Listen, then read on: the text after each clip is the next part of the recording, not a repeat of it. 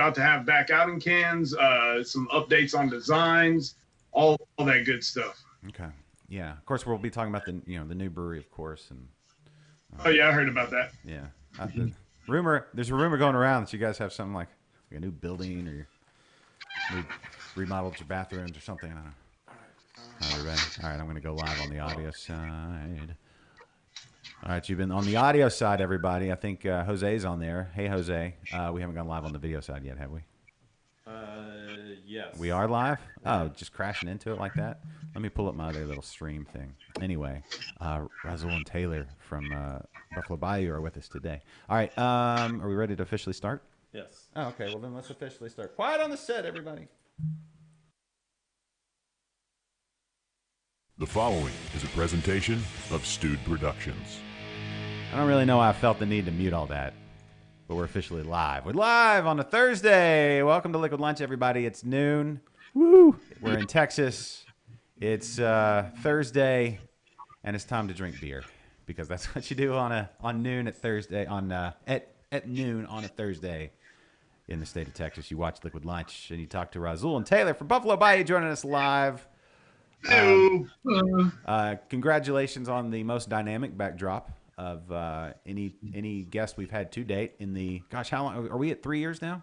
4 years? We're over 3. We're over 3 now. So that's pretty big deal. So there you go. I feel like you should have known that though. Oh, how many shows we've done? No, How that long we're, have been that a we're show? in 3 years. Oh, ask me how long I've been married. I don't remember. It's a while. it's just been a while. It's just my life. So anyway, that's probably not the right answer though. No, I'm just saying I can't remember a time when I wasn't. My whole life is being married. Good answer. Good answer. Reel that one back in. Boom. Yeah. Guys, how's it going? Great, man. How about yourself? How's it going over in Liquid Lunchland? It's good. It's a little dry in my cup. We'll get to that in just a second. But you're sitting. Where are you at? Is Rasul? Whose office is that? Where are we at? We're in Taylor's office. Oh, Taylor, you living the life. That's maybe like 5 more days.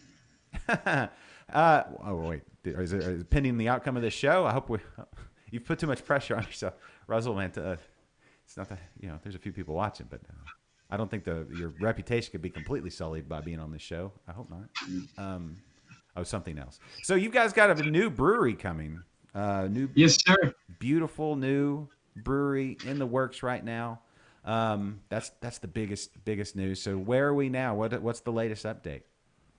Well, we broke ground in October, so we're most of the way through, and we're about 90 days out from being open. So it's a cool time right now from a construction perspective because we had all the renderings and we had all these like PowerPoint slides about this design idea and this design idea. And now as you're walking through, like the ideas are actually starting to take hold and take form. It's really exciting. Like I was telling you a little bit before we got rolling, we've got all the glycol and a lot of process equipment is arriving literally right now. So like literally within the last 15 minutes, we've got this beautiful skylight. They just put the final glass panel on it about an hour ago. And so we've got this really great picture. It'll be on social. I think Thomas will probably post it maybe by the end of today, maybe tomorrow.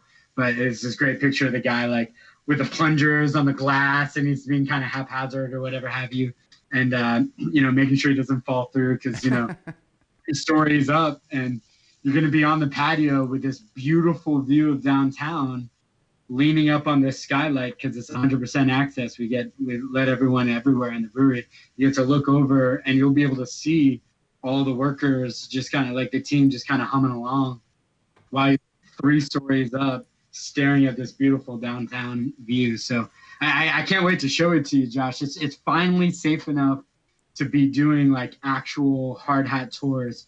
For a while, we couldn't have more than 3 people on site, and they're welding and shit's dropping off the fucking roof and shit. So it's kind of yeah, I know I want to show you, but we can only go for these 5-minute windows on Sundays or whatever have you. But now it's safer and it's really awesome. So we're shooting a pretty cool video on Monday where we'll do a little walkthrough for everyone. We'll have that up on our Facebook feeds and everything so that everyone can do a virtual tour, and I'm going to walk through and point it out and everything. So you can look forward for that. That's going to be a really fun one. I can't wait to see it. It's one of those things where, I've been doing podcasting, and then this show, we've been doing this show 3 years, a little over 3 years. Interbrews for, what year are we in? 1907-ish? Yeah, I was about to say longer than that, because we did I was early episode of Interbrews, like ever ago. Right. Yeah. It was. It's downstairs when the place still looked like a dungeon, as opposed to now it looks like a dungeon we don't care about. Right. It was. I mean, it's slightly different. Yeah. When you guys had, I think, just opened when we started Interbrews, and so it's I feel like that the podcast and kind of being in the beer scene, I've grown up with Buffalo Bayou, and it's just to watch the growth and to watch all the beers come out, and now to watch the brewery. There's a little warm spot in my heart where I'm like, oh, thank you, my man. Yeah, it's. Thank you. Are you coming Saturday? Oh, absolutely, yeah. We've got it all. Fuck yeah. We're all coming. For better, for worse. What's your strategy? Like, when are you coming by? Because we expanded the hours, so now I've got no idea when people are coming. Yeah, I don't know. I gotta coordinate with the team and then my wife and see what we want to do because it is a big window, and there's some things I really want to make sure I see and some things I experience, and so we gotta. I don't know yet. I don't know yet. I'd say we get there early. Arrive early, stay late. Yeah, something like that. That might be it. That's a good one. Yeah, you got to bring it on Christmas in July. When are we going to be there? 3 p.m. to 2 a.m. Yeah, I just that 4-day period right there and made sure that we're going to be there ready to accommodate you specifically, Josh, and everybody else, I guess. Okay. I mean, we got an awesome party going, and we are going to have 40 different beers there. But that being said, we are also going to have a VIP bar there. We're going to be rotating in our research and development bars. So you want to make sure that you do get there with enough time to try everything.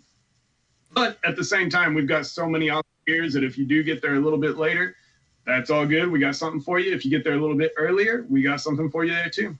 That's fantastic. Let's do a little reminiscing. Hey, before we reminisce, I'm sorry. Okay, I'm sorry to interrupt the flow of everything. It's fine. I'm so sorry, but I have a very important question for you guys. Yeah, silly me. Yeah. I'm about to jump ahead. Protocol. This is bad, but I really have to ask. It's time for your favorite segment and mine here on Liquid Lunch. This is What you drinking? Good. So, it would not be a beer show without beer. What do we have on the table? We had kind of a mishmash today on our table. Sometimes we come in with a strong strategy. Sometimes I also lost the beer camera. I didn't lose it. It's right there, but what happened to it? It disappeared from Oh. my elaborate setup here. Okay. I mean, you can obviously it's right there because you can see it. Okay. Yeah, we got all these bells and whistles. See, that's what we need. We need an engineer like you have with the brewery, the new brewery. We need somebody with a hard hat to come in and set up the show. We got our shell's only as strong as its weakest link, and we have two of those. Yeah, I think we've got some missing links too, kind of some caveman style streaming going on. But what do we have on the table, Kennedy? We have some homebrew from a listener, from Jeffrey. Yeah, one of his stouts. I did it again. Okay. One Jeffrey Griffiths. He's watching right now. Oh, hey Jeffrey. Hey Jeffrey, we got one of your beers here. Josh says he thinks it's a stout. I know it's a stout. He gave us a sour version and the classic. We got a version. stout. I don't know which one in particular. And then what else did you bring? Well, yes, I brought. Was this clean out your fridge day? It is. I actually it is. Yeah.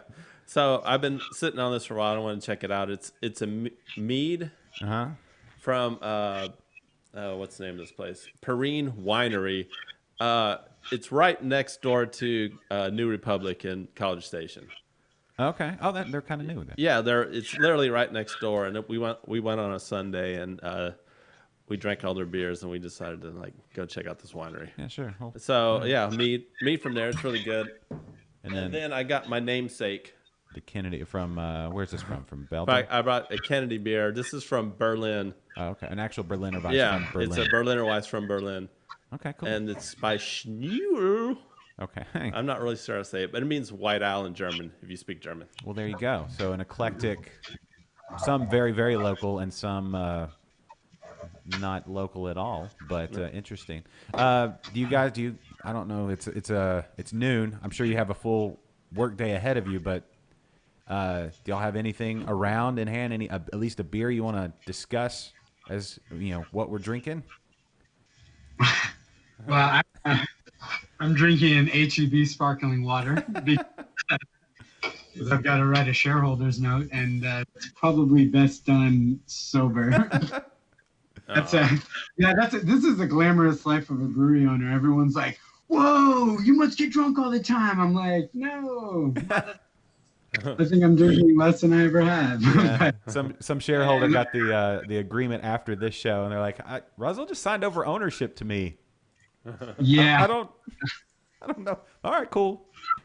Yeah. Well, and this is kind of a relic of our self-distribution days. We self-distributed for forever till about 2 years ago.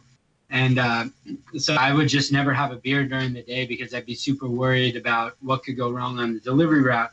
And then sure enough, we had like a 10 out of 10 emergency one time at like 2 p.m, and it was after I'd turned down a beer or whatever. And so I showed up to the scene. We had an accident, and the cops and everything. And it was one of those moments where I was like, wow, I'm really good. I don't have any beer on my breath right now. I'm like, very glad about that.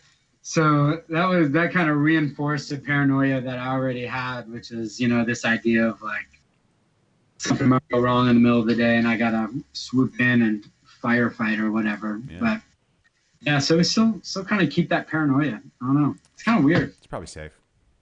Yeah. No. Yeah, really. Like, talk about a womp womp sad trombone moment. Like, hey, Liquid Lunch, what are you drinking, Raz? And I'm like, water. Just be glad you couldn't smell that HEB sparkling water can. Oh, calm down. I'm joking. Jesus. What flavor is there? Is it? Do you allow Mandarin orange. Okay. All right. Really? Mandarin. I mean, he could have just gone plain orange, but he went Mandarin. That's a little crazy. Yeah. Yeah, there we go. It's exotic, right? You can't keep him contained.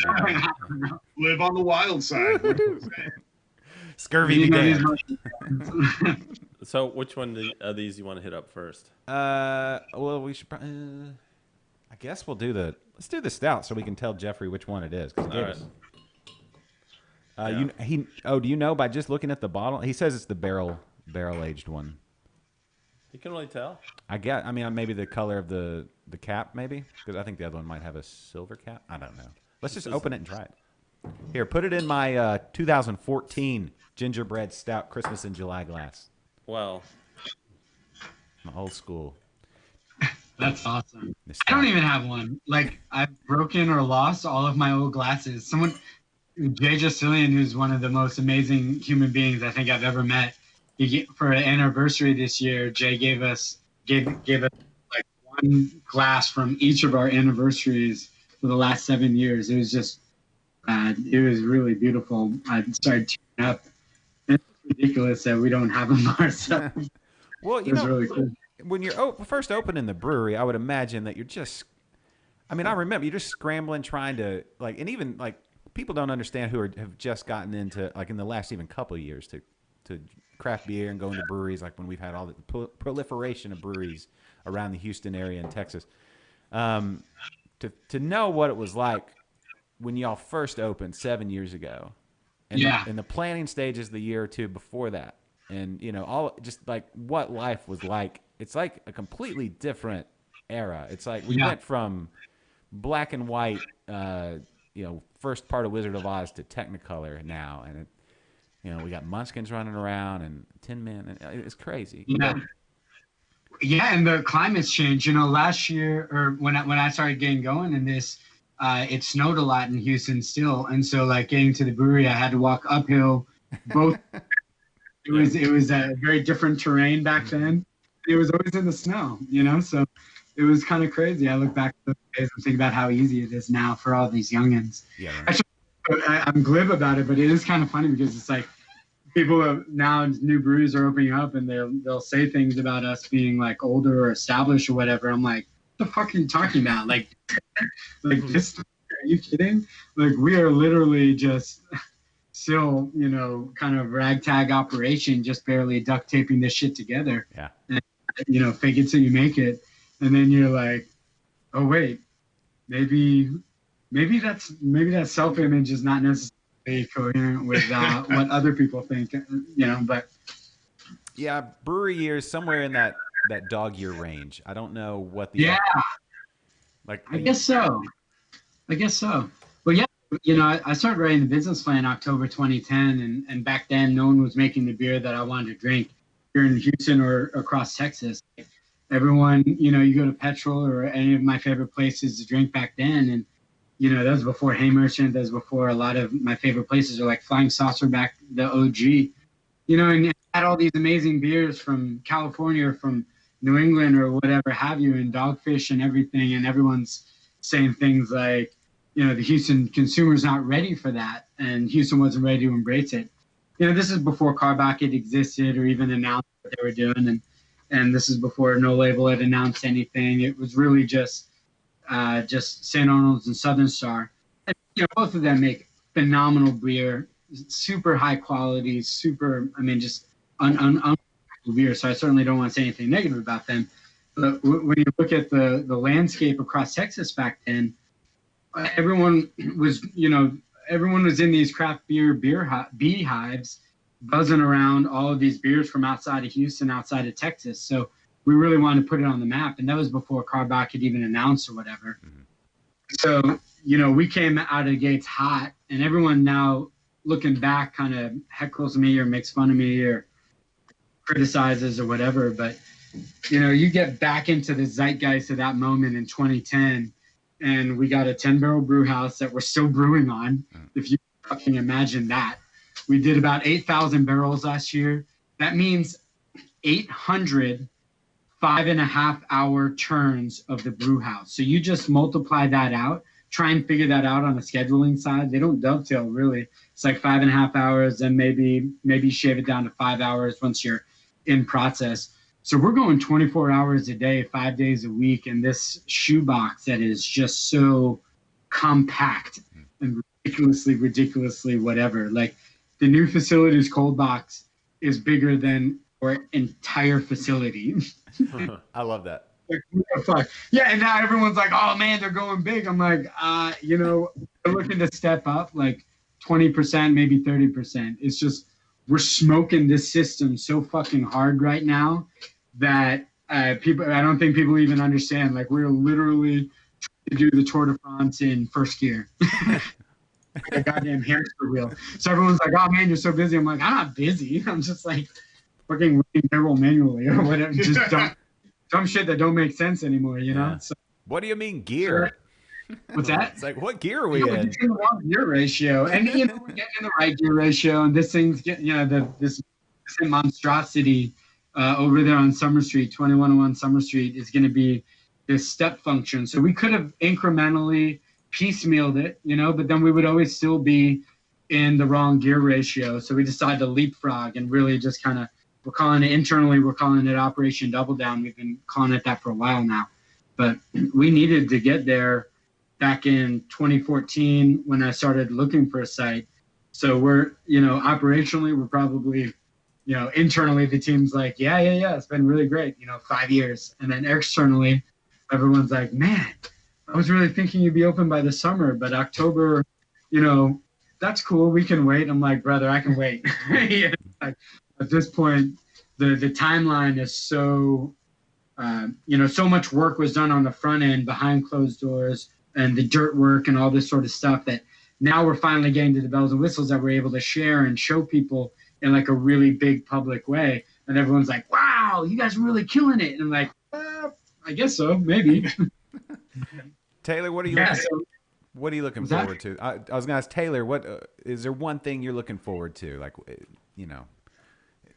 So honestly, man, this is like, we try to be as humble as possible about the actual facility itself, but like, no shit, I'm just gonna go out there. This thing is freaking amazing. Like, even going up there whenever we were putting the frame up and looking at it and like, this is pretty big, but I thought it was going to be bigger. And then you go up there with the walls on, the tie-back on, we've got the panels on now, like it's an actual real place, and you're like, holy shit, this thing is huge. We are going to have so much fun there. We're going to make so much beer. We're going to have so many parties. We're going to throw out so much badass food. Like, this thing is really just, it's come together in a way. I've been through this a million times before with other things, and this has come together in a way that is so special and so different and unique than anything I've ever seen before, that it's really blown me away. That gives me good feeling. Yeah, I think that, the number one thing I'm looking forward to, and we got a taste of it the other day. So July 4th, kind of a big deal. Obviously, fuck the Brits, we won the war, all that sort of jazz, right? And then we blow stuff up and look at it, and it's awesome, right? Yeah. So it's already one of the most amazing days in the world. It's also the day after Taylor's birthday, so just kind of the most important part. Pretty much rides like a 48-hour death show, right? So it's pretty awesome. But we all got up there for on the third floor for the 4th of July, and the fireworks going up over the Bayou, Eleanor Tinsley Park, and the backdrop of the skyline and the fireworks are just right next to it. And when you come see the Hard Hat Tour, you'll see, Josh, as you come up from the second floor to the third floor, and you just emerge above the tree line. I didn't really understand. When you look at Houston, it's so flat. The trees go up maybe a story and a half.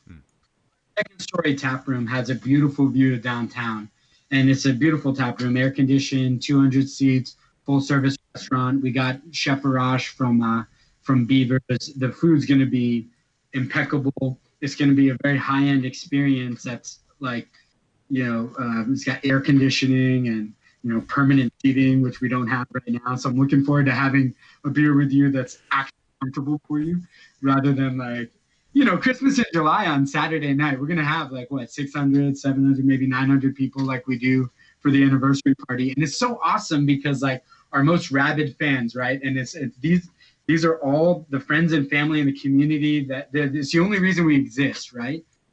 Still, somewhere in my brain, I'm looking around at all my favorite people packed into the smallest place possible. My staff does a lot of work just to set up a bar so that we can serve 40 beers simultaneously. It's a lot of logistics that's, and my team is running around hot and sweaty, and they still make it work. And the morale is still super high because the culture is just as strong as it could ever be. And we do a really great job of cultivating that, despite or maybe because of all of these kind of harder things, like the gear ratios we're talking about. So I think the two things I'm looking forward to is, number one, we're going to be able to give an incredible experience in a better gear ratio. So it's a lot easier for us to have y'all there. We'll still keep the picnic tables on concrete on the first floor, dog-friendly patio. We're not going to lose sight of what got us here. We're not going to lose sight of the reason we did this in the first place, But on that second floor, we're going to have that more genteel, sort of refined experience, a little more sophisticated, a little more comfortable. So people, all my favorite people who are like, Raz, I love drinking with you and I love your beer, but I just 98 degrees, 100% humidity, 4 p.m. on a Saturday. And I'm like, I totally get it, brother. Can't blame you. Can't blame me at all. Well, now we're going to be able to have that in a much more comfortable way. But getting back to July 4th, when you see the Hard Hat Tour and you emerge above the tree line, we can see all the way to City Center from Sawyer Yards. I can see the blinking towers in the Med Center and the Rice Village. You can see the beautiful tower in the Williams Tower there in the Galleria. You can see all the way to there. And this is on a normal day, let alone a clear day, where you can almost see all the way to Sugarland. In some buildings, I have to scout out. I got to get a telescope up, figure out what the buildings are. But the view of downtown is literally the logo with the Bank of America building, the Wells Fargo building, the Chevron building. I mean, it's just the logo kind of played out in real life. And you're on the third floor balcony with the fireworks. And first it was the sunset, the sun setting down over City Center, and we can see all the way to the sun disappearing over the horizon because we're above the tree line. And then it's bouncing off of the skyline. So you have this sunset in stereo on the third floor balcony, and then that kind of fades to black. The stars come out. Well, for all 4 stars that you can see in the Houston skyline, the skyline just lights up with all of its grandeur, and then pop, pop, pop. There are the fireworks, and I started getting a little misty. I think the number one thing I'm looking forward to is sharing that experience with all of the people who are, y'all are the only reason we exist. And it's 7-8 years now, and it's gonna be Goosebump City all day long. I'm starting to get a little misty thinking about it. Like, I'm not emotionally prepared for that first day. It's gonna be unbelievable. Well, I mean, you've been head down, just running and gunning since the very beginning. Yeah. And what we see so many, like, perspective is such a big deal. I was talking about this the other day with somebody. It's like we can only take in as much as our perspective will allow, and sometimes you got to take a step. Like, you think what you're doing at the moment is super important or whatever, generally in life, but if you take a step back and look, so like in the beer world here in Houston or just Texas, and overall, you guys, as far as like innovations in flavor and adding things to beer that nobody thought of. It was something you guys have been doing since the very beginning, before anybody even had the concept of, they can put blueberries and something other than just a little everything you've done. I mean, there's been so many different like beers that you've put out that people were like, there's no way that's going to be. People didn't even have like a conceptual like what are they doing, and you blew people's minds, and it's still going on, and you've just been running and gunning since the very beginning. And I'm not saying that this is like I say your hard work is paying off. This is one of those points where it's paying off, but it's like just the beginning of the next big, a whole new group of people that are going to get to come in and experience that sort of thing. So thank you. Yeah, and it's so humbling for you to say it like that, Josh, especially because you've been with me since the very get-go, and you get to watch how the scene has just unfolded, and it's amazing to see the textured community that's just in such a short time, and it's an honor for you to say that. Yeah, and like you said, with the paying off comment, my girlfriend, she's got this great phrase. She just loves the verb manifest, and I think that's a word that really sums it up right now, which is, we've been running and gunning, and to your point, very limited perspective. And when I mention self-distribution, I don't know that I've always explained to people what that means. So what that means for our organization is, Hurricane Harvey hit Q4 of 2017, and we were still self-distributing. So that means we didn't deliver beer for a 6-7 day period. That means we didn't receive any cash. So how many small businesses can go a whole week without a cent coming in? And so I was sitting there, flooded in, worried about my livelihood and the assets. And, oh my God, is the brewery flooded? I can't even get over there. You're sitting there looking at the cash balance. Payrolls on Friday. I have no idea how we're going to deliver, physically deliver beer to get the cash in to make payroll literally 48 hours after the rain subsided. And it was one of those moments, and it was also the first of the month. So my entire staff, they had their personal rent checks tied up in this payroll. So if I knew if payroll slipped from Friday even to Monday, what the fuck are my employees going to do? And so my delivery drive team leader was in Florida for that moment. I had one driver who was with his family in New Orleans, or outside of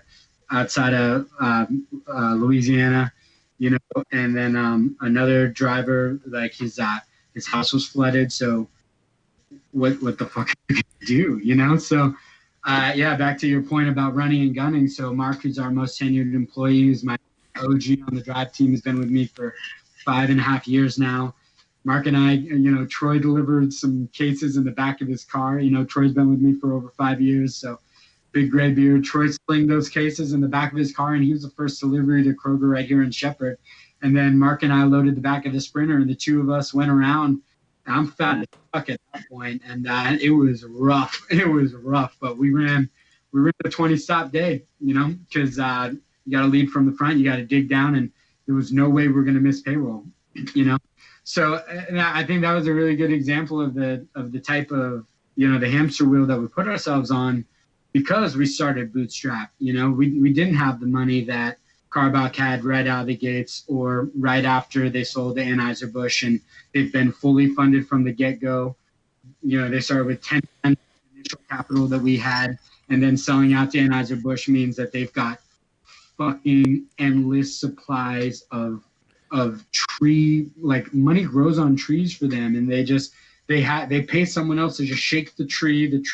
The cash just falls into a wheelbarrow, and then someone else delivers that wheelbarrow to them. And, I'm sure they use some of those $100 bills to light up cigars. I don't know. I don't know. I shouldn't be so pointed about that. But as people talk about what this sellout really means on a functional level, what that functionally means is I lay that slide out in our annual team meeting, where I've got a picture of Rambo, slides there with the guns going. And I'm like, Anheuser-Busch can just parachute into the middle of a rainforest and just gun down literally anything that moves with as many bullets as they want, right? They've got a bullet factory. And then side by side with that is a picture of James Bond just in a tux playing poker with his little silencer right there. And I'm like, y'all, we got 6 bullets. That's all we got. Make every bullet count. And if we fire off our 6 bullets, we're going to have to figure out how to take down the enemy in a way, maybe we'll have to figure out how to kill someone with a credit card. I don't know. Slash half and get after it, break a glass, get ugly with it. But that's how we're going to do it.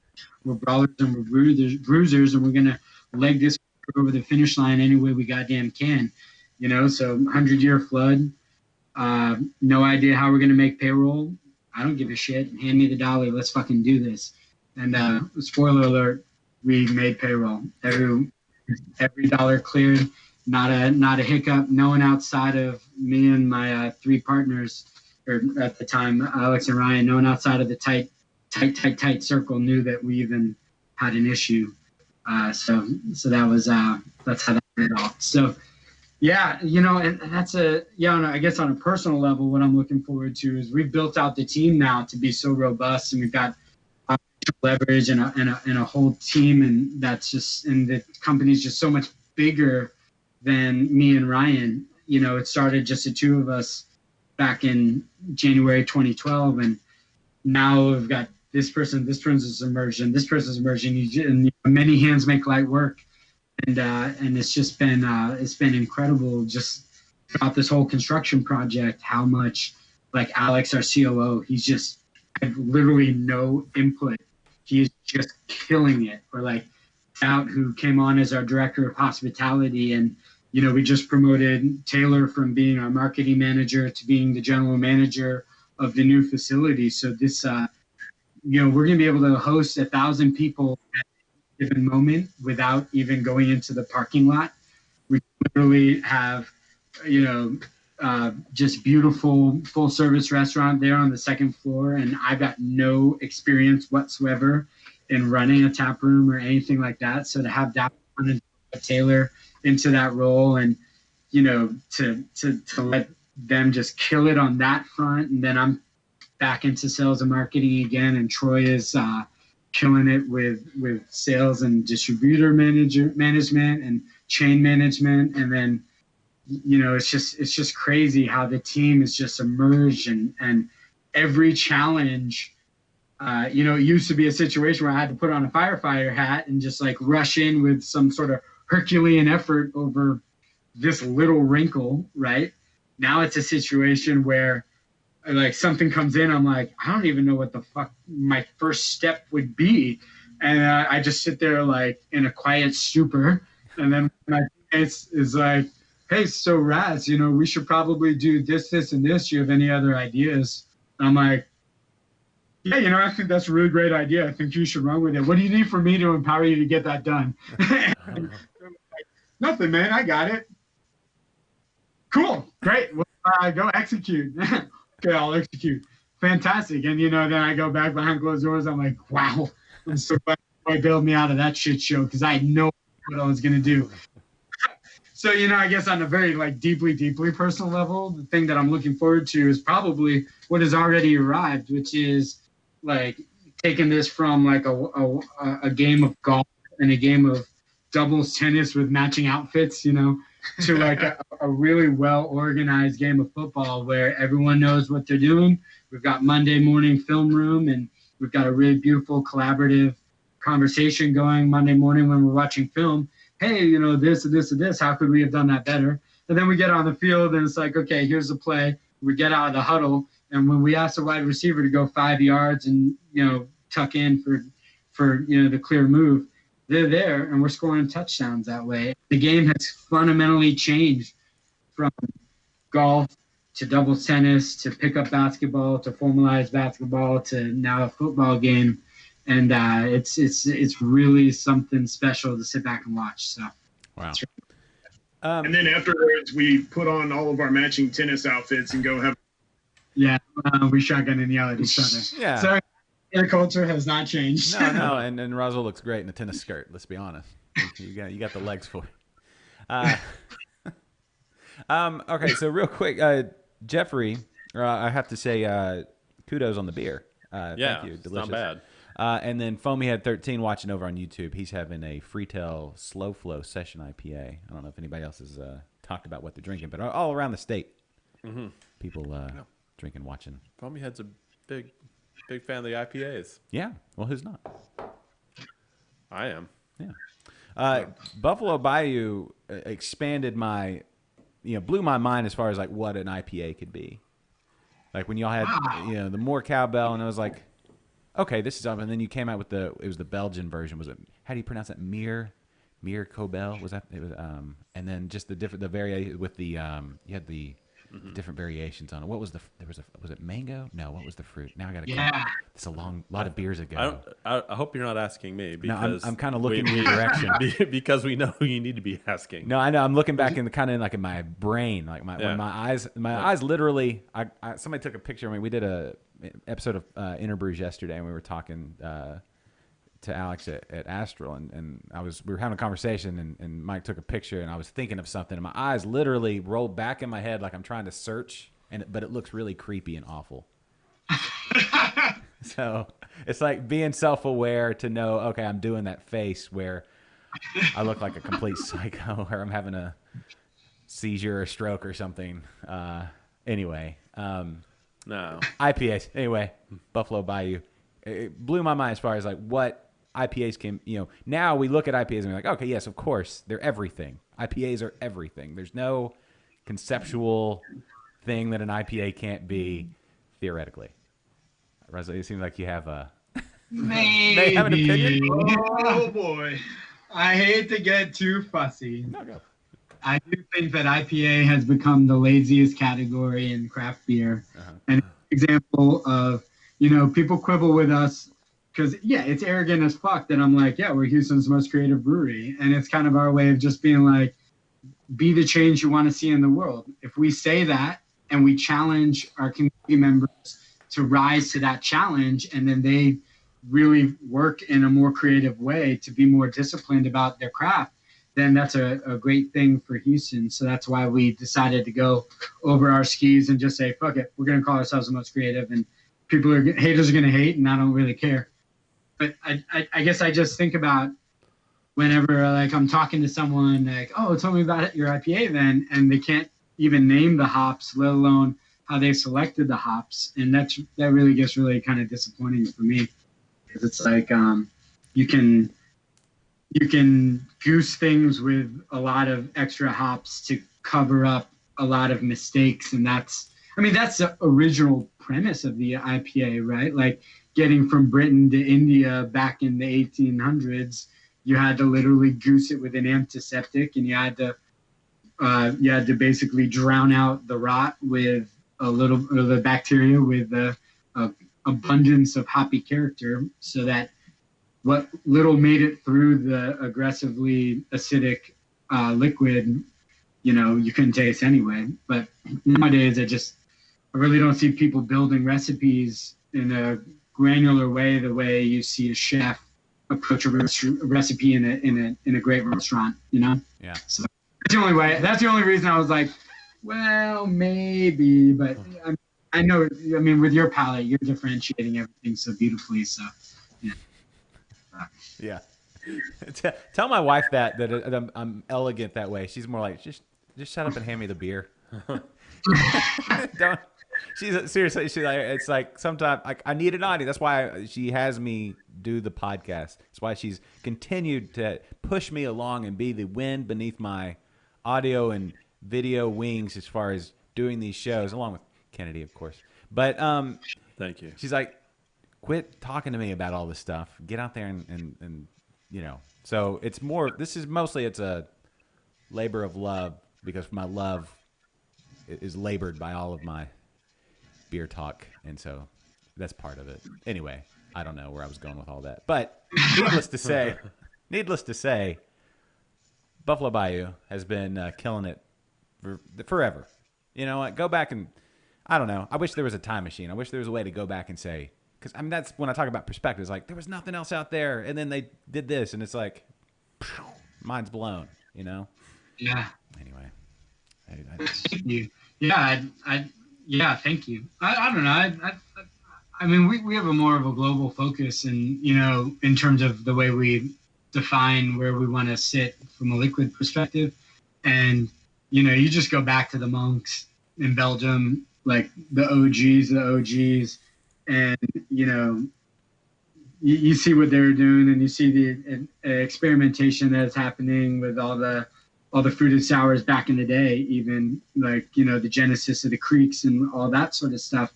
And that's when you're like, you know, yeah, we're pushing the envelope as hard as we possibly can, but the envelope is really us versus ourselves. It's, you know, we start looking around globally and you're like, there were all these beautiful breadcrumbs of ideas that were forming over centuries, you know, and now we have the technological ability to do things in a more refined way than the monks could back then, because they didn't, you know, you start thinking about it like before Pasteur and understanding like microbiology, really, the monks had brew sticks and, you know, family sticks that were given down, you know, handed down over generations. And, you know, they're like, oh no, don't stir the wort with that family stick because it makes bad beer. My stick makes good beer, right? My paddle, right? Or whatever. And now we realize that actually the texture of the wood held a microflora that we could now analyze. And we're like, okay, well, we want lactobacillus, pediococcus, maybe some Brettanomyces. We don't want any anaerobic fermentation because that's going to kick off this character. We want to be really square down here. We want to get let's, you know, try not to get too much lactose sour over here, you know, get over pedio. I think that's Cascade, which is one of my favorite sour breweries in the world. Like, I think that's Cascade's process, right? Going more pedio than lacto. Anyway, I can't speculate on that. But the greater point is now, like, you put yourself in those monk shoes and you understand like the unbridled genius and attention to detail and focus, multi-generational focus, right? Where they're like, this wood, not this wood. This barrel's good, not this barrel. Put it in this room, not this room. We're going to make a cool ship. And when the season's going in this direction, you know, it's going to be this versus that. You know, like we named our Saison series Rotundone after the sesquiterpene, the flavor compound that you find in Syrah grape, coated as a black pepper character when the climate expresses it in a certain way. You know, and in my little flavor nerd diatribe on the side of that bottle, it was like just talking about like the molecular interaction between, you know, like the fact that 4 out of 5 people can taste this compound and 1 out of 5 people can't taste this compound, you know. And so you go all the way to the laboratory and you really understand like the biology that's happening on a molecular or a chemical level, right?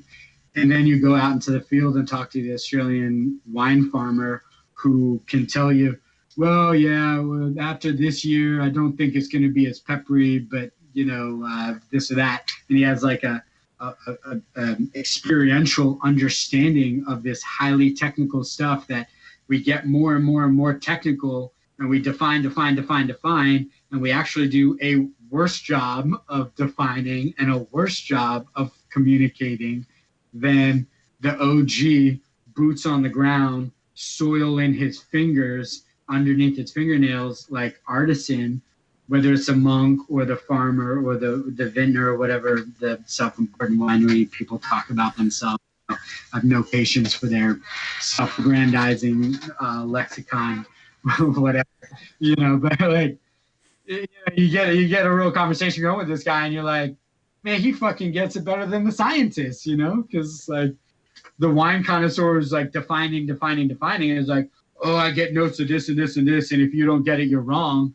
And then the scientist goes to the laboratory, and it's like, actually, if he doesn't get it, it's genetically predictable, because 4 out of 5 people can get it, 1 out of 5 people can't get it, and you're the shithead who's trying to define someone else's palate. Why are you doing that, right? At least that's my commentary, but right. Tell us how you really feel. So I don't know. Anyways, but no, it's an interesting thing, because we do have all this technology and ability to get ideas and thoughts and beers distributed out, and there's no limit to what you have to choose from. That palette is 1,000,000 miles wide. Anything, like blueberries from Chile, or hops from all around the world. In Australia and New Zealand, you can have them here by tomorrow or 2 days or whatever. And in the history of mankind, this has never been a thing that's even been remotely, thought to be possible. But I think with all that beautiful, like, ability and availability to get these things, we miss out on that time where people had to sit there and analyze the incremental step forward. And really dig in and really, like, what was that? And, it's reflected in even like the last 7 years, 10 years of the craft beer world. We went from, this group of styles that people tried, and then they tried some other ones, and then it just took off like a rocket, and we're doing everything, but we haven't had the luxury of just hanging on for just a little bit, like, let's analyze this little incremental step forward. So I don't know.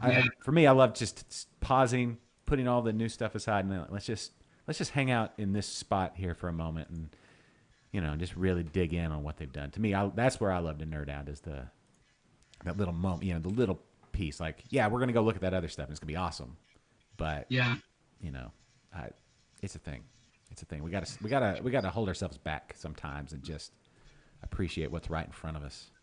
Dig in. Yeah, I really like the way you put that. Yeah, because like Crush City, for instance, of course we've got our style, 70, I've lost track, like 75, 80 beers so far. Oh man, yeah, we're at like 76 now. It's at least someone remembers. So thank you. It's so 76 beers that we've released over 7.5 years or whatever have you. But Crush City is now about half of our production, and it's a beer that I keep reaching for. When it's like, oh, I'm gonna grab a 6-pack and have it with dinner tonight at home, and I'm like, just always finds its way in my fridge. And and I guess to kind of reconcile that concept, if you will, the way we built Crush City, I guess rewind the way we built More Cowbell. Rewind. The way I did recipe development at the age of 16 is, I remember one time, like, we got really, really high and poured Diet Pepsi into a cinnamon toast crunch bowl, a bowl of cinnamon toast crunch, and for some reason, like, it actually worked, and that was like a thing that I was like doing for a minute there. You did that before last week? No, 16 years old. Oh, 16 years old, and so like and you think about like science, right? Before I think it was Niels Bohr, right? But like the atom smashers, right? They would take this atom, this atom, and they just like jam them together, and suddenly a new isotope emerges, and you're like, oh, hey, we just created a new molecule by taking this molecule and flinging that shit together, right? So it's almost like monkeys flinging their shit at a wall, So I kind of make that joke sometimes, where it's like our recipe development process is just feed monkeys Chipotle and just figure out where cornflakes land on a giant bullseye chart of oh, today's going to be mangoes and cardamom, maybe. I don't know. I bet that'll work, right? And that's that 16-year-old self and whatever have you. But then when we set out to develop more cowbell, one of the things that we didn't like about IPAs is I love IPAs that showcase all the floral characters of hops and really get that hoppiness. But people conflate the flavors of hops. They think they're just bitter or just this. It's really three distinct ideas for me. It's an astringency that's almost like, which we can translate to, we can derive from a liquid or a compound called cohumulone, right? So it's an astringency. There's a bitterness that is a clean bitterness. So, for instance, we use warrior hops as a bittering agent in a lot of our beers because it provides a clean bitterness with no astringency because it derives its alpha acids from humulone rather than cohumulone. And then you've also got what I actually call hoppiness, which is all the floral, coming from the myrcene and from all these other subcompounds that, like a hop like Citra or a hop like, Crush City is built all around Mandarina and Melon hops as a base note underneath Mosaic, which has a cohumulone decay curve that is no good after 4 weeks. I don't like Mosaic-based beers after 3 to 6 weeks, depending on how the specific retailer has handled the condition of that liquid.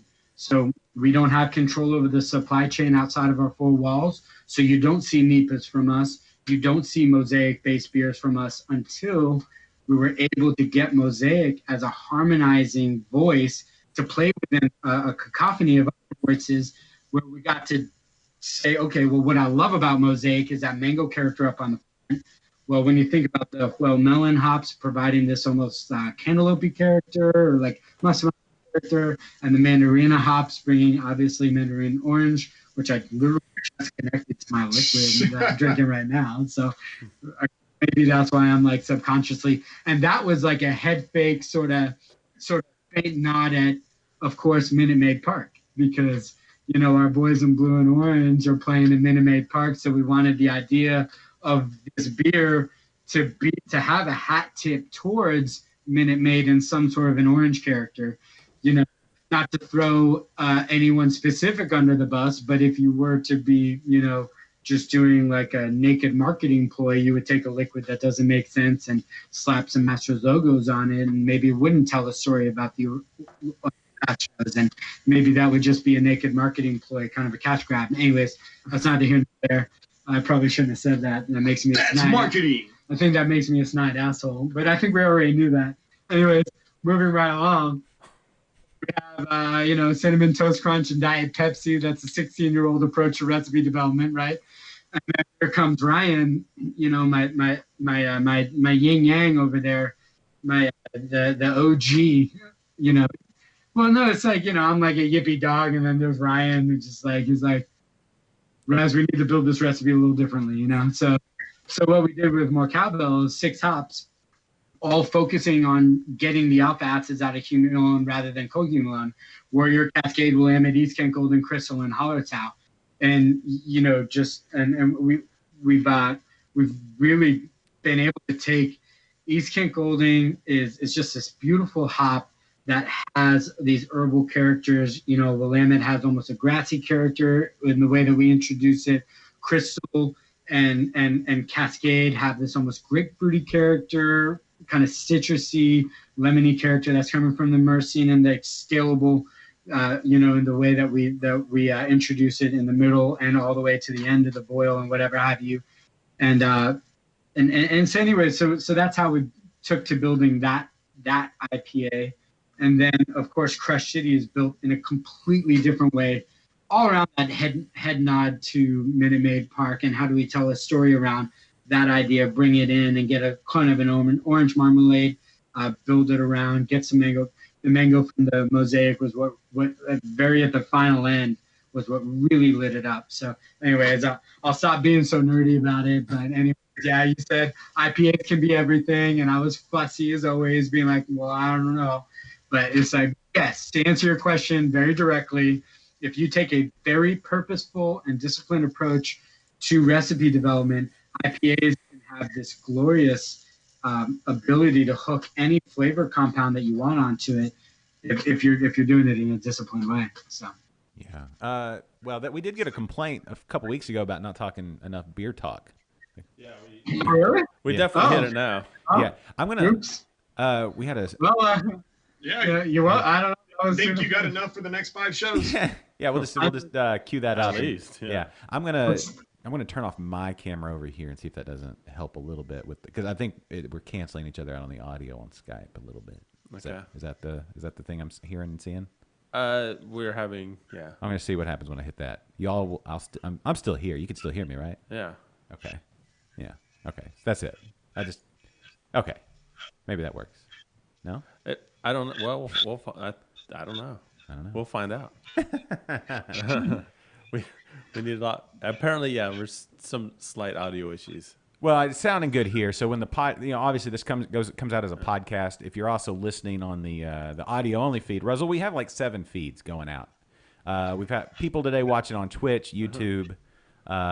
Let's see where else we got people on. I don't know, but Facebook, obviously. Jeffrey is really loving the nerd talk here. We have an interest. We have a crowd that really gets into it. So. Yeah. So okay. I always hold back because I mean that's a watered down version of the way we build literally every one of our beers, and I always hold back because sometimes I feel like we're just getting too nerdy, and a lot of these interviews that I end up doing. That's what I love about y'all's approach, Josh, is that some of these conversations you get, you don't necessarily want to talk about the molecular biology, but oh well. Yeah, I'm trying to be all things to all beer people. There's that's why you have shuttle buttons and fast forwards and rewinds. Yeah. And you may use all of it for this one. So I mean, it's like if you want to dig deep, rewind back and listen to that. It's available there for the rest of time, as long as the internet or whatever still a thing. Did you get all that for your next IPA brew? I got Kennedy into homebrewing how long ago? 2 years? Yeah, it's been about a year and a half. Year and a half? Yeah. He's had some hits that have been great. Yeah. He's had a couple of misses. I've had some misses. There was a Dirty Cheetos Goza that, hopefully that apparently it tastes like Cheetos. What made the dirty part? Well, when I took a drink, just the way it just tasted like a Cheeto you would find like in the backseat of the minivan. Uh-huh. And you're like, that looks fine to eat, and then you eat it, and you're like, oh, that was not fine to eat. But it was. I'm going to act like I don't know what you're talking about. Yeah, it's. It wasn't good. It was stale. There was like a stale, dirty, like footy, cheesy kind of thing. It was my first dump. Like you dumped into the fermenter. Took it. Well, joke's on you because you drank it. Yeah. Well. It's a bit nutty. What do we have?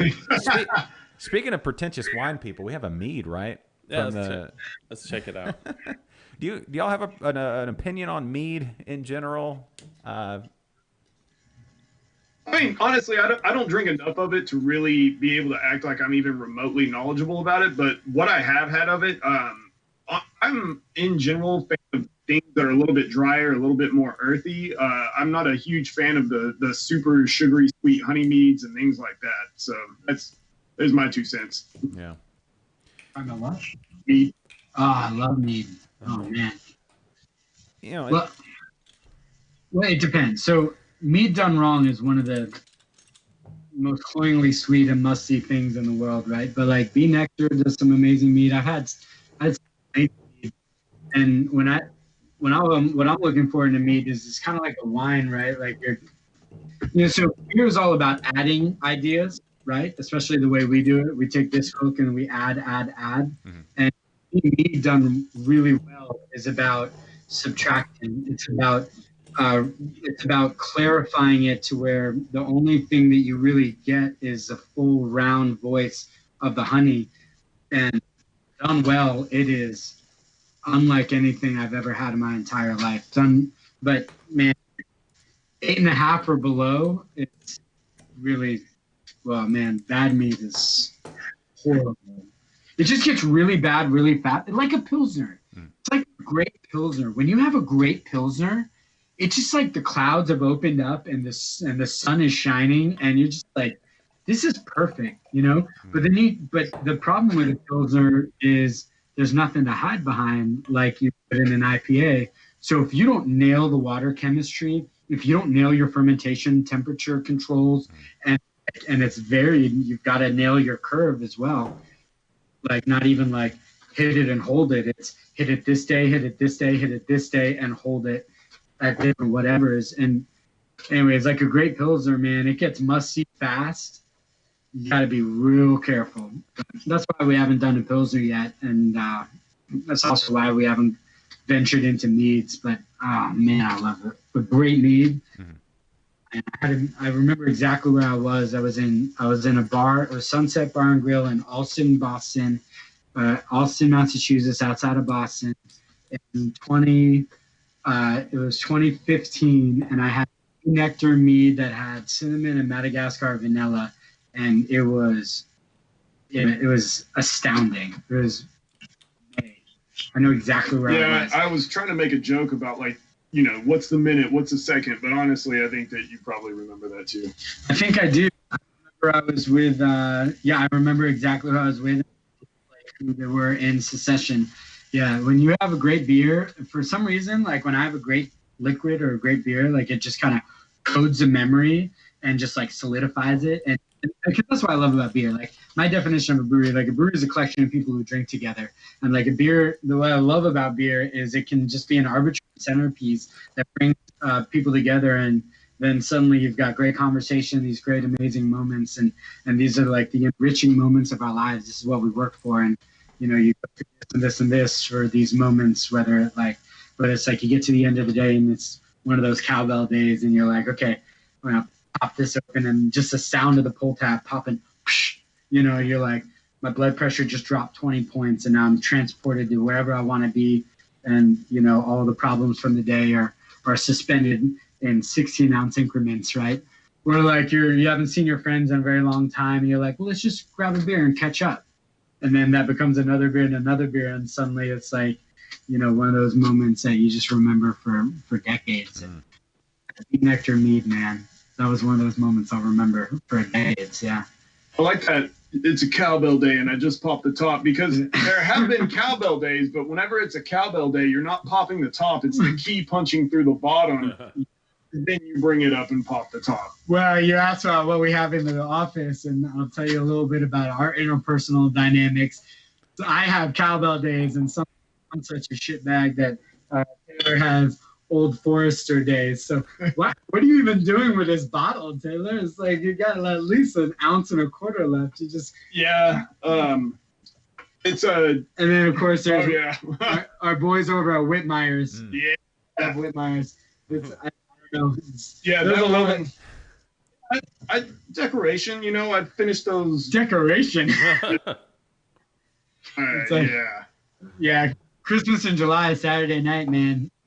It's a huge undertaking for this man right here. So like last Friday night, I think it was, I just have this image of Taylor retreating to the office, playing Simon and Garfunkel on loop, you know, Song of Silence, grabbing this Old Forester. It's like, hello, darkness, my old friend, dun, dun, dun, dun, dun, dun, dun, I'm here. You know, honestly, it's kind of like a Ballad of the Nutcracker, where it gets quicker and quicker, and I just drink faster and faster, but it's still more or less the same song. It might be Flight of the Bumblebee, but that's fine. Yeah, okay. Here we go. It's okay. I'll just be a nitpicky douche and in front of everyone. Well, then there we go. Now I'm going to need that Old Forester. There you go. Finish it up. It's about that time. There you go. No, man. Christmas in July this year, you know, obviously being our second annual Last Christmas in July, this one's huge for us, because, you know, this is going to be one of, if not the last big memory of Nolda here before we move into our big, beautiful abode over at Summer Street. And so we've really doing it big. I mean, for those of you that were at our anniversary party, you know, we blocked off all the streets like a block party. We're doing that again. Man, it's 40 beers off. That's what we're putting on the ad. I've got a few more things up my sleeve as well, so it may be a little bit more. Man, we've got, our Christmas karaoke battle, Christmas Carol karaoke battle. I'm pretty sure that's all spelled with a K or something. I don't know, or a C, or who knows.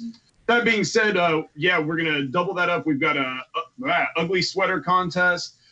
We are gonna have some yellow snow eating contest. You know, in the Nathan's hot dog style of July 4th. We're gonna, you know, kind of change it around for a Christmassy in July type style competition there.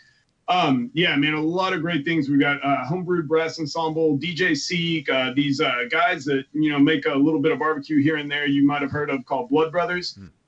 Yeah, we're going to have our new executive chef, Arash Karat, here. He's going to be helping out all over the place. So, yeah, we got a lot of awesome things going on, and we're really, really looking forward to getting.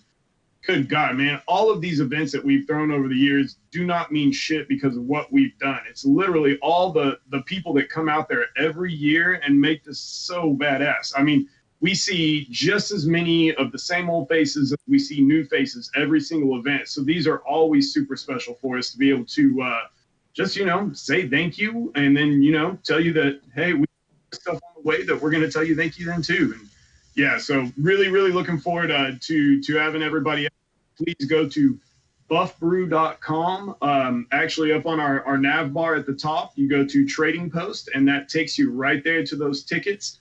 Get your ticket. We're actually, man, I was thinking we were going to hit a little bit of a lull, you know. I mean, the weather's been kind of weird, and I think that yesterday, with just how disgustingly amazing the weather was, that just made everybody start clicking that ticket button. So we are starting to run down. Make sure you get there before you can't get anything at all. But yeah, really, really looking forward to having such a badass party with all of you out there. Yeah, it's I'm really looking forward to it. I mean, like really, really. It's you know, I do the show in the week during the day because on the weekends are typically so busy with, you know, kids and life and all that, and then every once in a while, gymnastic tournaments. Well, yeah, mowing the lawn.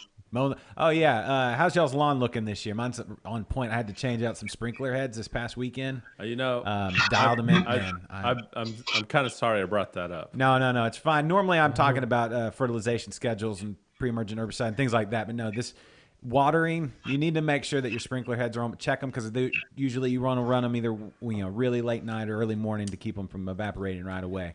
So you want to check those sprinkler heads from time to time. I had a busted one. I'm just like, I'm a mere mortal.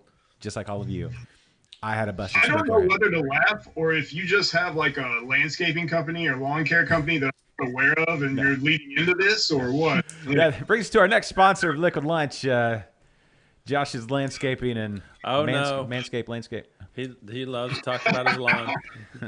No, it's favorite subject.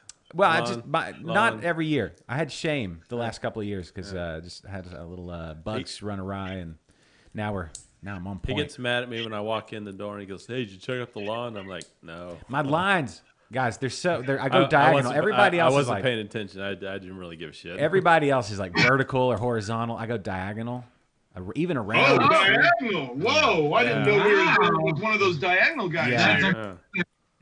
Yeah, I raise that mower up so that, you know, you just want to take off the tops and keep it all nice. See what I did here. Did you get the crotch like you see over at Minute Maid?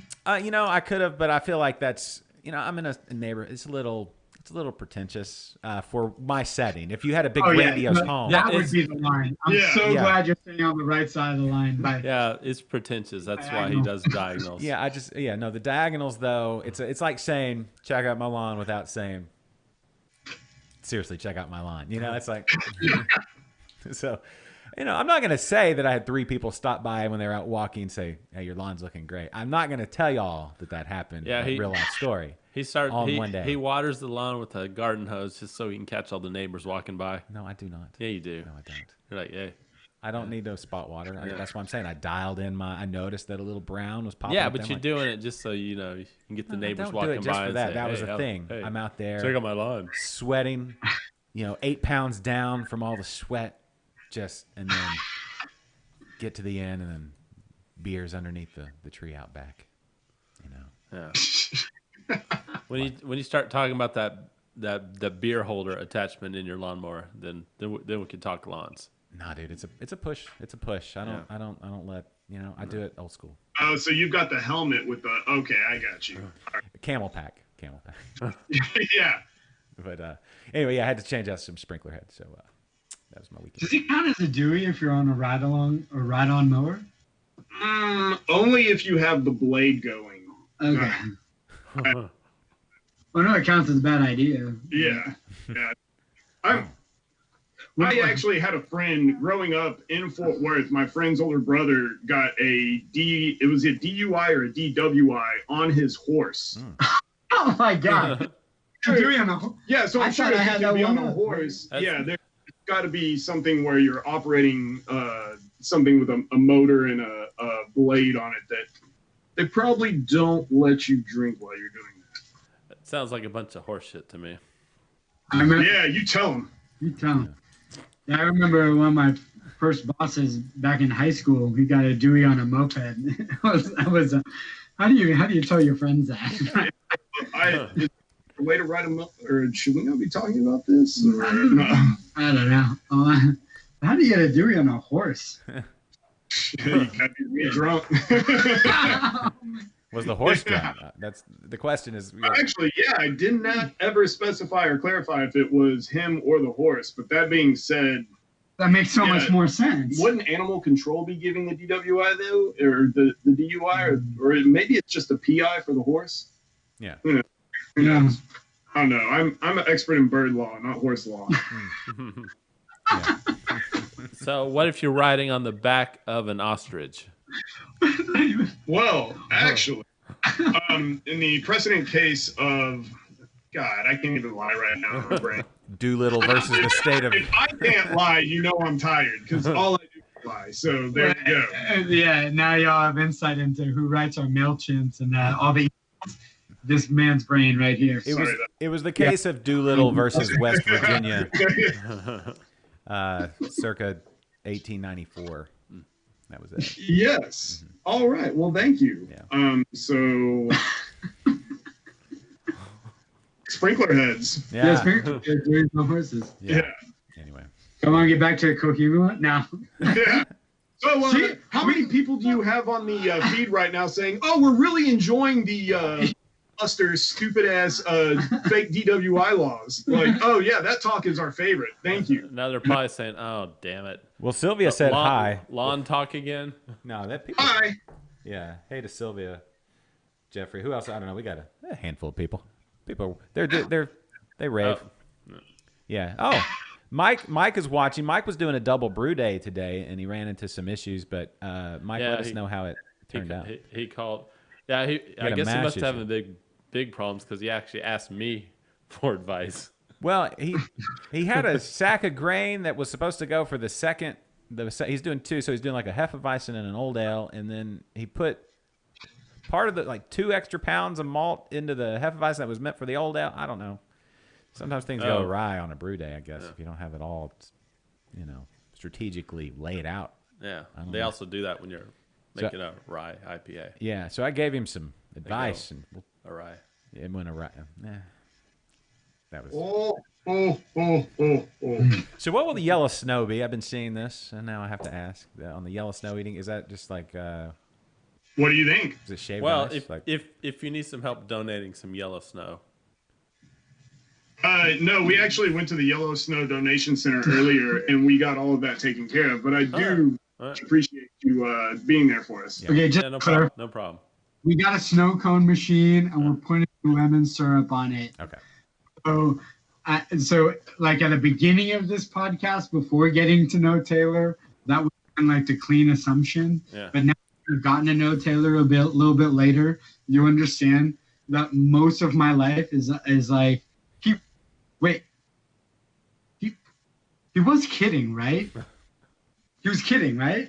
I don't know. At this point, after years, I don't know if he's kidding. But this kid, he is kidding. Don't worry. It's a yellow Goza that we put in the snow. Oh, no, you did sucker punch him, didn't you?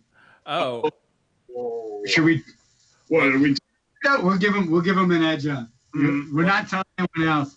Yeah, it's pickle juice, isn't it? Well, that's I gotta see. I think most of them are like a delicious. Is it lemon? Yeah, so we've got lemon, and then we've got yellow snow. And then we've got pickle juice and some and that came from an inside joke because we were at the Specs charity golf tournament. Oh yeah. And it was Taylor, Mark, Troy, and Jax in a foursome, hairiest foursome that you've ever seen. Right?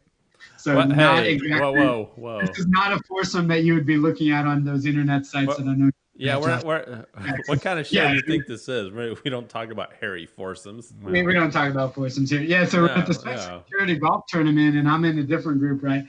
And then I come back and I catch up with them. Well, Specs gave us this great goodie bag of all these delicious liquors that you should not be drinking and driving golf carts while playing. So, of course, none of us did that. That would be irresponsible. Yeah. Instead. So anyway, but they had like a thing of pickle juice. So every time Mark would look the other way, this degenerate shitbag was pouring pickle juice in his beer, and then it became like a thing. And so we sucker punch each other by slipping pickle juice in each other's beers. And then the other thing we do is we'll take Smirnoff Ice. And you remember icing, guys, like back in the day, like there's a college thing, very sophomore, super irresponsible, super immature. Totally fratty, horrible of us to do this to each other. But so what we do is we'll catch like on a canning run. Kano, who's our badass and also the sneakiest mofo in the company, he'll take a Smirnoff and then pour it into a can and run it through the canning line, and then like can it up. So like my birthday 2 years ago, they went with a Sam's Daily can. They're like, hey guys, we'll just shotgun to celebrate Raz's birthday. And you go halfway up and you're like, this is not Sam Daly. I'm like, I don't know what this is. And then you finish it. I'm like, it's not vodka, so I'm not going to die at least, because they did sucker punch me with an entire cowbell can of Fireball one year for my birthday. 16 ounces of Fireball is not something I would wish on my worst enemy. It's Tuesday night for me. Yeah, I'll see you next Tuesday. Yeah. Anyway, moving right along on that, I think, so pickle juice snuck into everything. No good. So that's the yellow snow. It's not guaranteed. I mean, really, like I got to size up the contestants first, because there's some people that are definitely going to be more deserving of the pickle yellow snow than others. But that being said, Josh, you are entered, and guess what? We'll save a spot at the table for you. So there you go, man. Thank you. You may want to pull a move, Josh, where you switch the name cards without Taylor seeing it. Okay. Yeah, I'll. Maybe the brand freeze will overcome the flavor. Who knows? We're disguise. Yeah. This is why we can't have nice friends, dude. We do have things, and then I'll put on a fake mustache. Nobody will know. Anyway. All right. I'm actually kind of intrigued. I might. I like pickles. Yeah. Keep you hydrated. All right. So I'm not gonna lie. A vodka pickle shot is freaking delicious. But that being said, I don't know about 6 or 8 cups of ice with. Actually, you know what? Yeah, vodka pickle shot in the. Wait, no, we're not going there. Yeah. So before we start, brainstorming any other just absolutely freaking fantastic ideas, we'll leave it at where it is right now. That sounds good. I always have to flinch a little bit because I'm out and about and people are like, y'all come up with such crazy ideas. And I'm like, you should see the shit that, like, when I'm in a meeting and I'm like, y'all, that's over the line. We can't do that in public, y'all. That's when you're like, what the hell is going on with these people? This is why we can't have nice friends. They're probably saying that a long time before that, but I'm glad that you've got that plausible deniability going on right now. Oh, yeah, absolutely. Yes. All right, guys. That'd be a good beer name. Plausible deniability. Yes. All right. Yeah. Noted. Pickle goes. Right. Yeah. Write down the date on Liquid Lunch on what are we? July 25th, 2019. Plausible deniability. That's where we were at the time. Those were my whereabouts. Plausible deniability. I didn't do it. Didn't do it. Wasn't me. It wasn't me. Yeah. All right. Yes. Yeah. We were on the show. How could we have done that? We were on the show. Yeah. Mm-hmm. Anyway. Okay. Well, anything else? This mead. We should probably mention what we think about this mead. Did you drink all yours already? It's you drank all of it. It's nice. It has a I don't know, kind of a what would you call that? Like almost not bubble gummy, but like aroma to it, like I don't know. I mean, it smells like honey, like but not like I don't know. I would. definitely lots of honey in there, but I wouldn't say it was like overly sweet. No, it's not sweet, but the aroma is a sweet aroma, but almost like a little hint of like, like a bubble gum kind of circus peanut kind of thing going on. I don't know. Yeah, apparently this was some sort of award-winning mead. Oh, I don't know what award. it gets the. I don't keep track of the mead. What's the name of mead the circles? What's the meadery? Well, it's Perrine Winery In College Station. College Station, literally right next door to New Republic. Okay. Right. If you're in College Station though, Blake's Steaks. Blake's Steaks. If you like cheesesteaks, fantastic. Change your life. Yeah. They make cheesesteak egg rolls. Okay. Fantastic. Anyway, I digress. Cheesesteak, egg rolls, and mead all day, every day. That's your next event. Yeah. Yes. Honey roll, honey. I don't know. Honey something. Sweet meat, honey roll. I don't. No, keep going. Yeah, work it out. Hey, no, don't do that. Work it out. All right. So, anything else? Did we mention? What else did we have? We'll try your Kennedy beer later. Do you want to try it? I just feel it. No, we It's don't gonna need to be force super it. This funky. is 13.2%. Yeah. This mead is. Well, this is like less than. This is like 3%. We're not going into a business meeting or anything, but we do have the rest of the day to consider. So that's why typically we go. Yeah, lower. this is only 3%. It's basically water at this point. Yeah, but we just had a sweet mead. I don't want to do it justice. That's the thing you got to think about. It's like you can't jump into a beer, especially one you only have one of from Berlin, that you had all this other stuff before. Just completely blows the. You need a palate cleanser. No, Josh, don't think about it. Do it all at the same time. You need maybe a pickle juice palate cleanser. Taylor, you're a bad influence. I like it. Yeah. All right. Well, anything else we need to discuss? Any questions? Jeffrey said his stout was 9.5%. It was really good. Thank you. It was great. Okay. Obviously, don't forget Christmas in July this weekend. Did we mention? We didn't even mention the grain cellar. No. Did we mention the grain cellar? Do we have the graphic? We do. Oh, we should mention the grain cellar. All right, let's do it. Today's episode also brought to you by not just pickles, but It's somewhere around here. Hold on. No, you got to find it. The Grain Cellar. Yeah. Humble's Premier Homebrew Store, guys. I don't know if y'all knew that or not. It's your one-stop fermenting shop. So if you have a long day of brewing at the brewery and want to go home and brew some more, you should go by the Grain Cellar. One-stop fermenting shop, 240 First Street West, Yeah, Humble, Texas. just in case you guys aren't brewing enough. Yeah, and still a thing, guys. Preston offering free hugs when you walk in and say "Liquid Lunch sent me." Free hugs, waist up, waist down, your choice. Any style hug you can think of. Yeah, he's there for you. Yeah. All right. Well, I know where I'm going. Yep. Side hug, front hug, bear hug from the rear. Yeah. Got a freestyle, any style hugger. Yeah. He's one of the best. Back to back. Yeah. Mm-hmm. Anyway, okay. That'll do it. All right, guys. Russell, Taylor. Thanks, y'all. Thank you so much. Have a wonderful rest of your day. We will see you this weekend. And, Yes, I can't wait to see you. yes, and ladies and gentlemen, Buffalo Bayou Brewing Company, one of the greats, one of the all-time best, one of the faves, and the new brewery just around the corner. The world is changing for the better. Are any of you guys entering the ugly sweater contest? Yeah. In fact, I'm wearing an ugly sweater right now. Oop, probably shouldn't. Oh man, He just goes Take the top. shirt off. In the Oh, middle. you just showed up. You just showed Yeah, this is why I'm not allowed to wear pearl snaps. Wow, you need to tan a little better.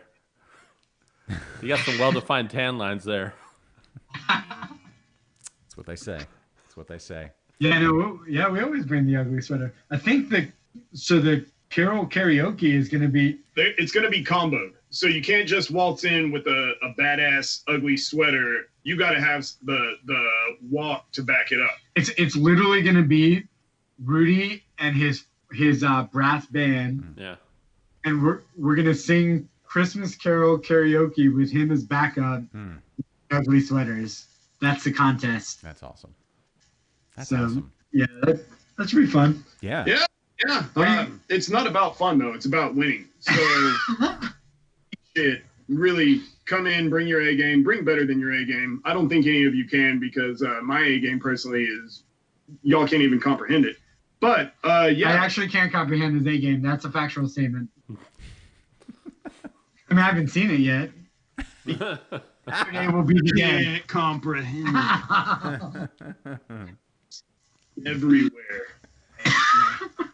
All right. I'm sorry, y'all. Thank you, everybody. Y'all have a great day. Thank you for listening to us. Thank you, guys, and see everybody on Saturday. Yes, perfect. Thank you, Taylor. That was perfect. We'll just now get him off the thing. This is awkward. What? Right, Is it awkward? Right. No, I just got there because they were sitting there. Cool. So I'll give them. Yeah, They cool. can't see me. Can they see where they? Good. All right. That's the thumbs up saying that. They're gone. Okay. Cool. They're already gone. Toodaloo. One of the best. We're distant memory to those guys. Yeah, they're on to bigger and brighter already. Their day started big and is going to end big. So yeah, that's awesome. It started big. I can't believe it's been that long to get them on the show, and it took this long. I know. When the new brewery opens, I wonder if they'll let us do like an episode down there on the reg. I hope so. We need to start doing a tour of live shows. I hope so. I hope their internet's better at the new place than this place. Yeah.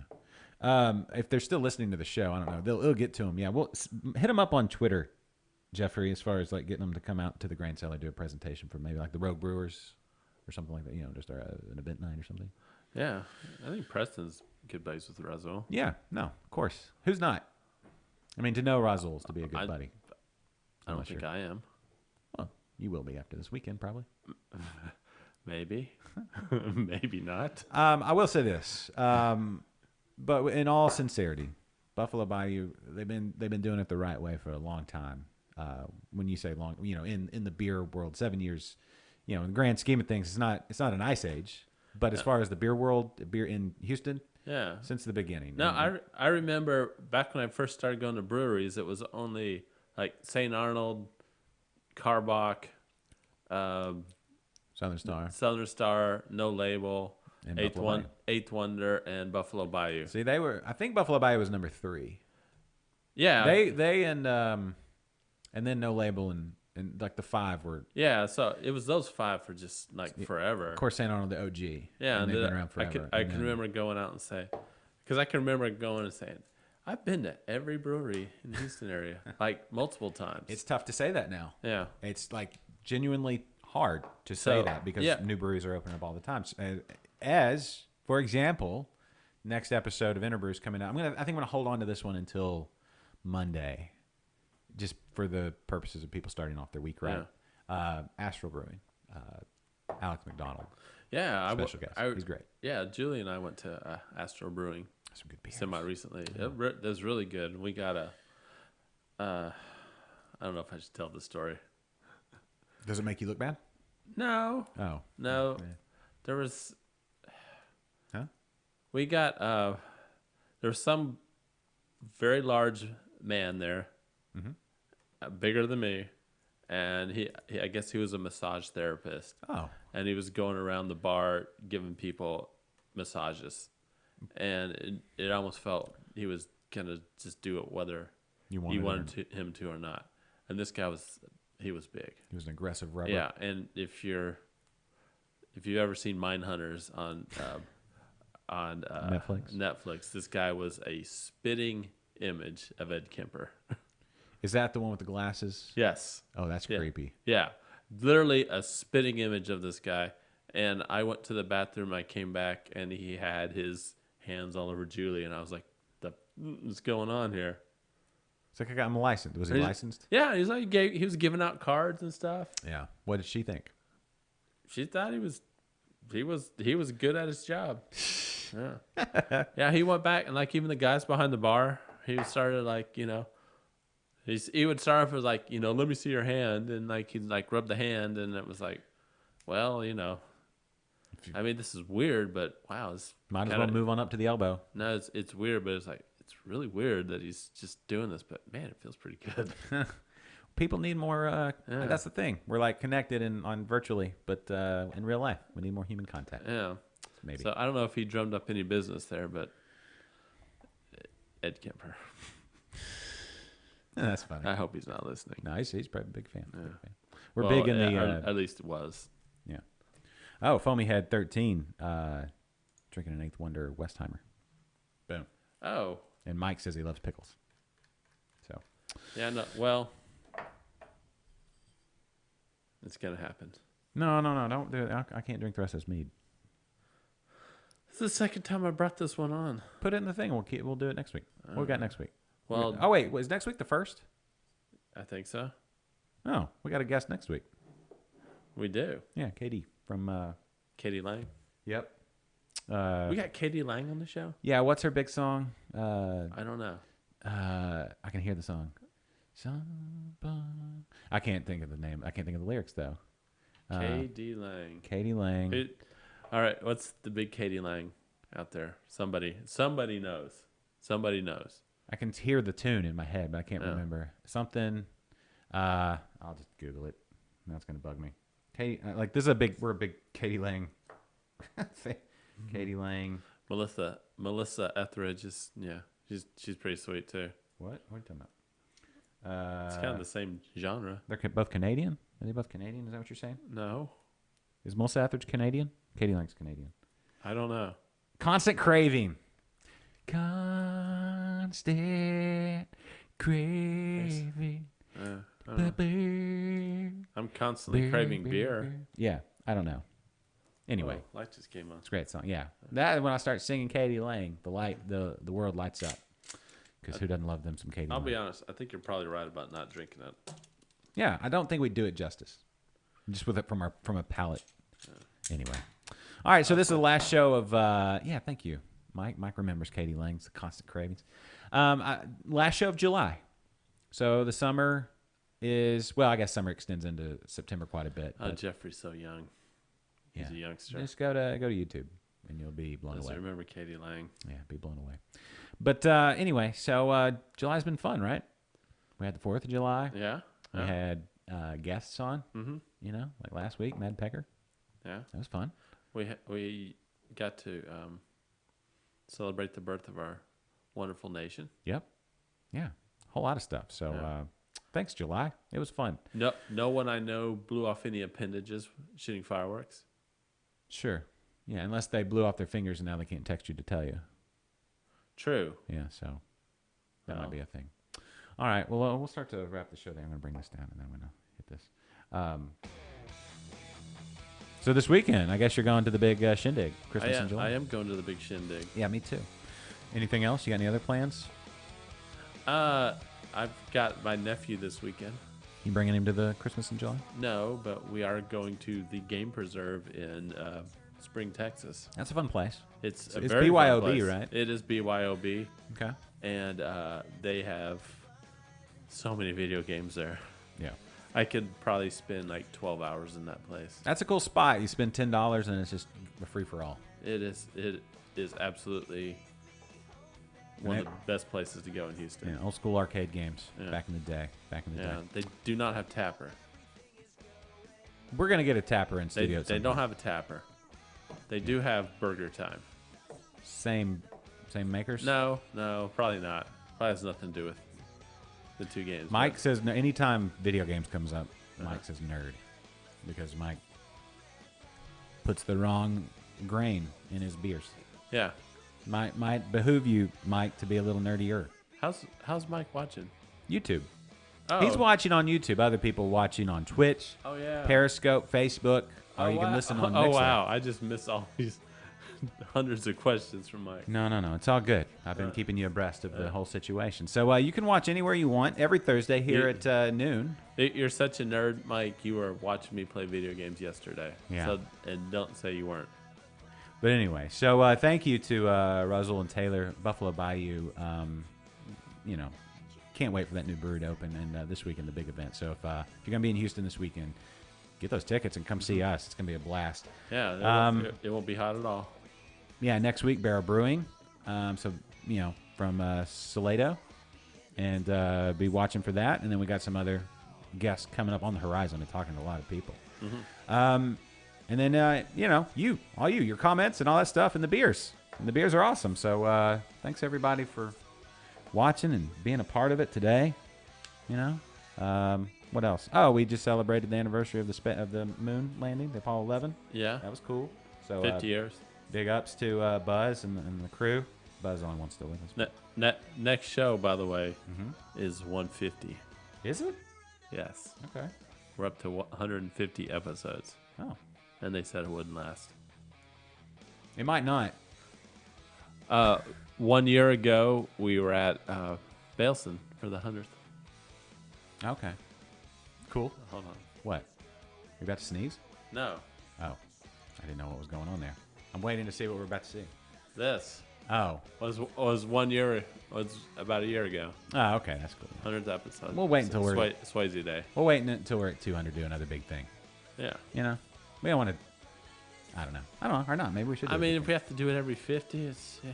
Why not? It becomes tiresome. Does it? Every year we should probably do something. Anyway, well, thanks everybody for listening and being a part and asking your questions and sending in your comments and just all the awesome beeriness. So for Kennedy, I'm Josh. Russell and Taylor, we'll see you next week. Thanks for listening to Liquid Lunch.